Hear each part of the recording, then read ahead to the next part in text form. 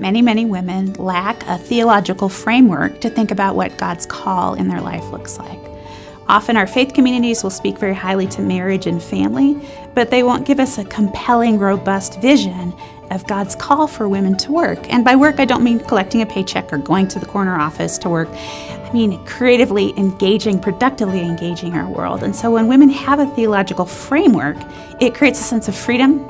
It creates a sense of energy and optimism about how they will steward their gifts regardless of their stage or role in life. And we look at God calling men and women together in the stewardship, the care, and the cultivation of the earth.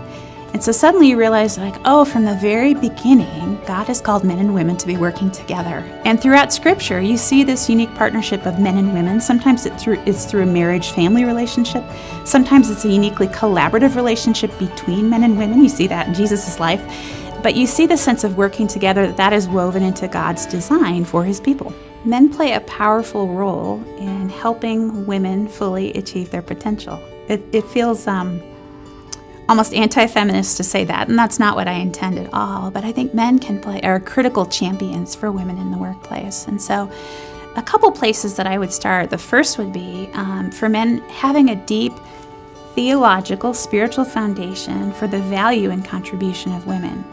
The idea that God calls men and women to work together. And so we want to create an environment where both men and women are well represented and that their gifts are welcomed and allowed to thrive. When men see that as a biblical conviction, beyond just a social movement like feminism, suddenly a commitment to create a workplace where both genders can thrive becomes more important. It gains spiritual importance in addition to just responding to cultural demands. Helping men recognize individual biases that would keep them from inviting and drawing out women's leadership is another thing that can be vital. From a Christian perspective, we're called to respond to something different than the ways of the world. We're called to have a distinctive influence on culture.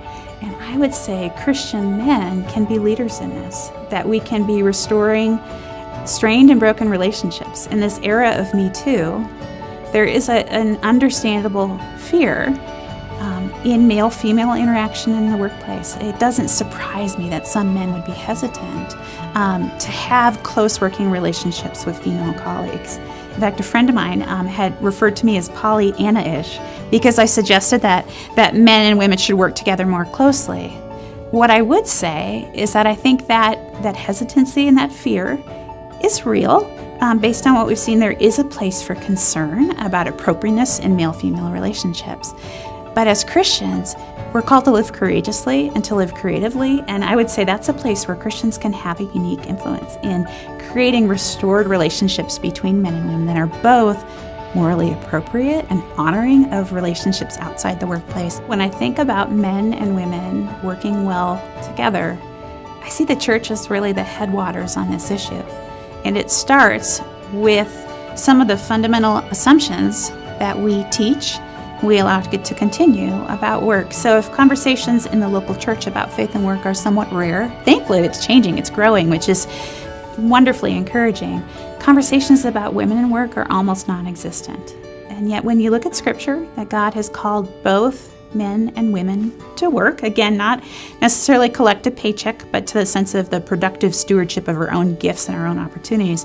When you realize that men and women are both called, that they're called together, we want to speak to women about their calling. We want to ignite their vocational imagination in areas that are beyond marriage and motherhood. That does not mean that we diminish marriage and motherhood in any way at all.